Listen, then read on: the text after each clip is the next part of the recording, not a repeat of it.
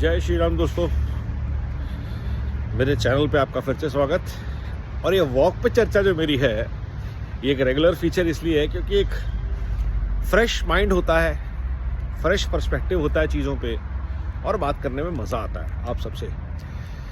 अगर आपको ये टॉक्स अच्छी लगती हैं तो शेयर कीजिए, लोगों तक पहुँचाइए बात।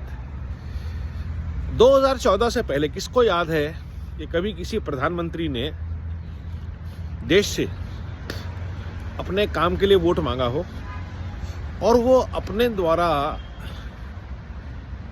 शिलान्यास किए गए कामों के उद्घाटन के लिए उत्साहित रूप से पूरे देश का दौरा कर रहा हो? वो हम आज देख रहे हैं। इस कायाकल्प को 10 साल लगे। आज एक प्रधानमंत्री है जो कलकत्ता से लेकर कश्मीर तक, तमिलनाडु से लेकर महाराष्ट्र तक पिछले 15 दिन में ना जाने कितने इंफ्रास्ट्रक्चर प्रोजेक्ट्स, कितने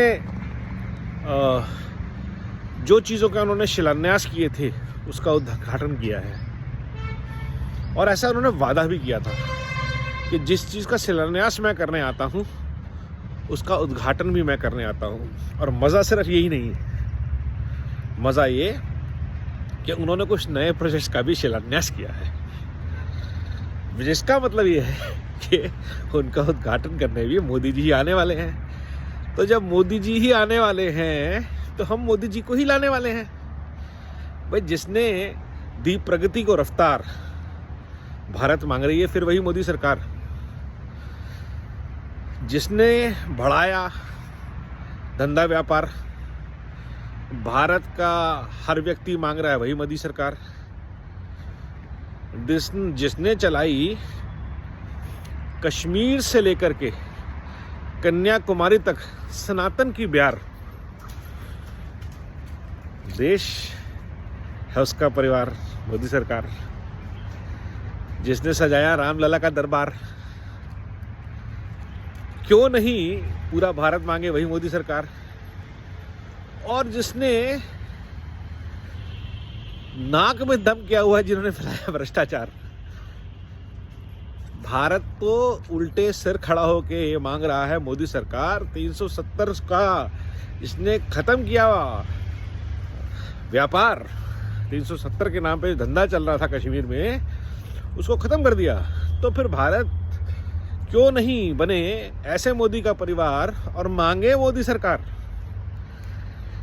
ये जो बात है, ये बात है परिवार की, प्यार की, बढ़ते व्यापार की, प्रगति की रफ्तार की और मोदी जी के परिवार की। तो जो देशद्रोही हैं, जो नकारात्मक सोच वाले हैं, विभाजनकारी सोच वाले हैं, जिन्होंने 47 से लेकर 84 तक सिर्फ देश को तोड़ा है, लड़वाया है, लूटा है, खसोटा है, और उसके बाद तो और प्रगति करी है उसमें, अपने और घटक दलों को जोड़ के ए राजा को बना के टेलीकॉम लुटवाया, ममता को बंगाल दिलाया, शरद पवार को तैयार किया महाराष्ट्र लूटने के लिए। तो देश के हर कोने में जो कांग्रेस का शिकंजा था, जो उसका पंजा था, उसको अगर 10 साल में किसी ने कमज़ोर करके